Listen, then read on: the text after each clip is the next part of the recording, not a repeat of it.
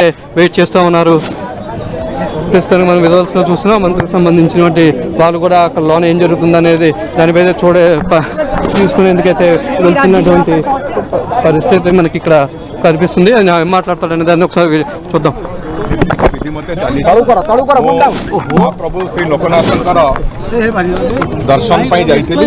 ଏବେ ମୁଁ ମା ବିମଳା ମା ମହାଲକ୍ଷ୍ମୀଙ୍କର ଦର୍ଶନ କରିବାକୁ ଆସିଛି।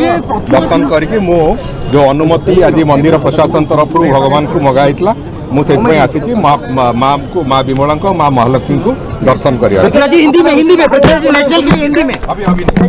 అనుమతులు ఇచ్చారు. అనుమతులు ఇచ్చినటువంటి లా మినిస్టర్ ప్రస్తుతానికి వచ్చారు. ఆయన స్వయంగా పర్యవేక్షిస్తున్నారు.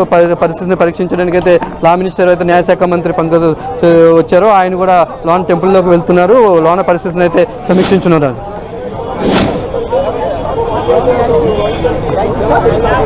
ఓకే బాలు, లా మినిస్టర్ ఇప్పుడు అక్కడికి చేరుకున్నారు కదా, అంటే రత్న భండార్లో వీరు ఏదైతే అనుకున్నారో 46 ఏళ్ల తర్వాత ఓపెన్ చేశారు, అందులో నిధులు ఉన్నట్లు సమాచారం రావడంతోనే లా మినిస్టర్ అక్కడికి చేరుకున్నారనుకోవచ్చా?